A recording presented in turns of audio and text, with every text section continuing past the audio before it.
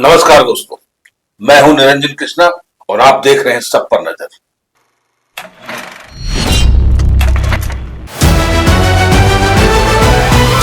लोक जनशक्ति पार्टी के संस्थापक पद्म भूषण रामविलास पासवान की 80वीं जयंती धूमधाम से मनाया गया। जयंती कार्यक्रम में लोक के विचार धाराओं पर कार्यकर्ताओं ने अपनी बात रखी, जिसमें रामविलास पासवान की विचारधारा जो मुख्य रूप से मैं उस घर में दिया जलाने चला हूं जहां सदियों से अंधेरा है।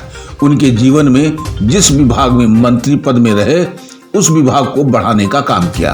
प्रदेश एवं जिला के तमाम पदाधिकारियों ने पार्टी की मजबूती एवं विस्तार करने का संकल्प लिया ताकि आगामी चुनाव में झारखंड विधानसभा में अधिक से अधिक सीट प्राप्त हो सके।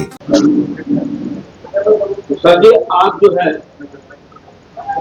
लोक जनशक्ति पार्टी के जो नायक हैं उनका आज 80वां जन्मदिन, तो इस उपलक्ष्य में आप लोगों ने क्या कर लिया और आपके यहाँ से कौन सा बच्चा जो है आगे बढ़ा, इसके बारे में बताइए। जैसा कि आपके प्रश्न है, आज लोक जनशक्ति पार्टी के संस्थापक माननीय रामविलास जी का जन्म जयंती समारोह पर यह कार्यक्रम किया गया है। आपने कहा कि आज के इस पावन बेला में कौन सा क्या आप लोगों ने संकल्प लिया और क्या कोई ऐसा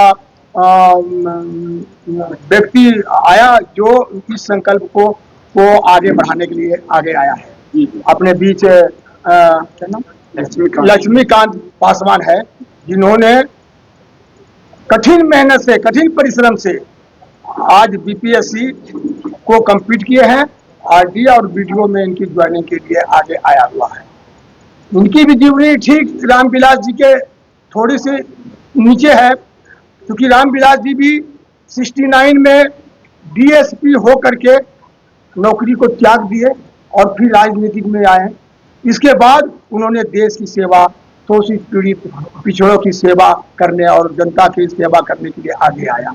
और इतनी इनकी कार्य कुशलता थी कि इन्होंने देश में जो है कि क्या बोलते हैं उसको, देश में जो है वो नाम कमाया और सबसे ज्यादा वोट से जीते।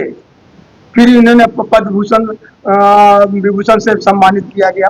तो इसी तरह से आपकी क्वेश्चन के आधार पर आज जो है वो लक्ष्मीकांत जी वीडियो के रूप में यहाँ उपस्थित हुए हैं। इनसे विनती हमारी है, हम गुजारिश करेंगे कि आने वाला समय में पासवान जी के तरह ही आप एक कर्मठ और कर्मठ का अधिकारी बने और शोषित पीड़ितों का के ऊपर ध्यान रखें। रामविलास पासवान जी का एक उद्देश्य था, उन्होंने कहा कि हर घर में वैसे घर में दिया जलाओ जो घर अंधेरे में है, सदियों से अंधेरा है। अब ये बताइए कि एक चिराग जो है इस जगह से निकला है, लेकिन जहाँ पे अंधेरा है वहां के लिए आप लोग क्या करते हैं, क्योंकि आप उस पार्टी से बिलोंग करते हैं, बताइए, जिम्मेदारी है आप लोग की, बताइए। देखिए, आप ऐसे प्रेस के लोग हैं, आप ये हम नहीं कहेंगे कि आप नहीं जानते हैं। ऐसे चिराग 26 लड़के एवं लड़कियां बीपीएससी कंप्लीट करके आज आरडीओ और वीडियो में ज्वाइनिंग लेने के लिए जा रहा है, जिसमें झारखंड भी एक, झारखंड के 26-27 लड़के जो हैं वो आने वाला है।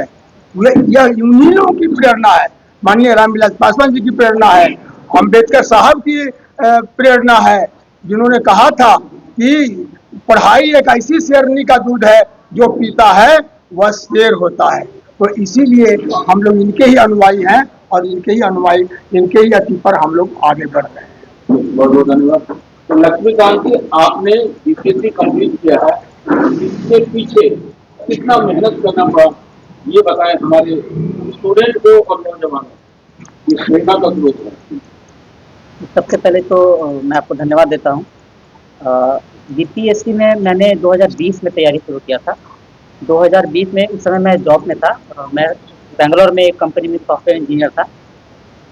तो जब स्टार्ट हुआ तो उस समय मैं उतना सीरियस नहीं था, लेकिन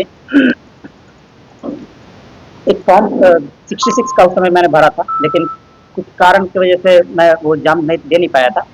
उसके बाद फिर लॉकडाउन हुआ, मुझे थोड़ा सा उसमें पढ़ने का थोड़ा सा मौका मिला, टाइम मिला, और उस दौरान मैंने 67वीं बीपीएससी में इंटरव्यू राउंड तक पहुंचा था, लेकिन दुर्भाग्यवश उसमें फाइनल सिलेक्शन नहीं हो पाया था। उसके बाद 60वां 69वां लगातार मैंने मेंस लिखा, मेंस में मुझे उसमें सफलता नहीं मिली। उसके बाद मैंने अपनी कंपनी से रिज़ाइन दिया, और रिज़ाइन देकर मैं सेल्फ स्टडी से ही लगातार पढ़ाई करते रहा। उस दौरान काफ़ी परेशानियाँ भी हुई। मेरे पिताजी को उस समय हार्ट अटैक आया था 2022 में। जब मैं अपना एग्ज़ाम प्रीलिम्स के एग्ज़ाम, मेरा तैयारी बहुत अच्छा चल रहा था, तभी पिताजी को हार्ट अटैक आया था। उस समय मेरा ज़्यादातर समय जो है वो हॉस्पिटल में गुजरता था। उसके बाद 2024 में मेरी माताजी को भी हार्ट अटैक आया। उस समय भी मेरी तैयारी अच्छी चल रही थी, लेकिन उस समय भी ज़्यादातर समय और जो पैसे थे घर के, जो भी सेविंग्स होते थे मेरे जॉब के दौरान, वो सारे उसमें खर्च हुए। तो उस समय मुझे लगा कि अब तो उस समय 2024 में मैंने जॉब छोड़ दिया था, लेकिन लोग ऐसा बोलते थे कि ये तो जॉब छोड़ दिया है, घर में बैठा हुआ है। और बहुत लोगों ने बोला भी कि माँ को तबीयत खराब है, माँ का इलाज कराने के लिए पैसा चाहिए, तो तुम कहीं ज्वाइन कर लो कोई कंपनी में।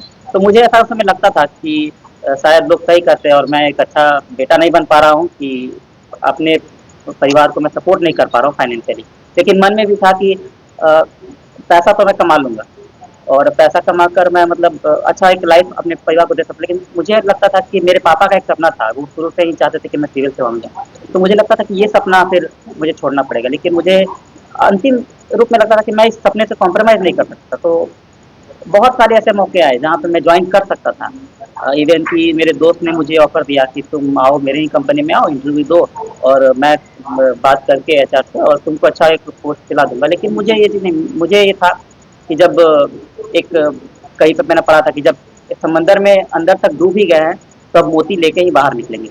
तो मुझे लगा कि नहीं, अब तो चाहे कुछ भी हो जाए। और ये रिजल्ट से कुछ ही दिन पहले मुझे ऐसा लगा कि जो ऑफर आ रहे थे, मुझे ऐसा लगा कि कुछ दिन और इंतजार करते हैं, रिजल्ट तक इंतजार करते हैं, देखते क्या होता है, क्योंकि ये मेरा चौथा प्रयास था। और लगातार असफलताओं के बाद लगता था कि जैसे कि सब कुछ मेहनत और ये सब समय बर्बाद जा रहा है, परिवार को भी मेरी ज़रूरत है। तो शुरू से मुझे लगता था कि ठीक है, करते हैं, जो होगा देखा जाएगा। और हार नहीं मानी, और अंत में मुझे जब सफलता मिला तो ये एहसास हुआ इस बात का कि चाहे कुछ भी हो, आप मेहनत करते रहिए, मेहनत कभी बेकार नहीं जाती।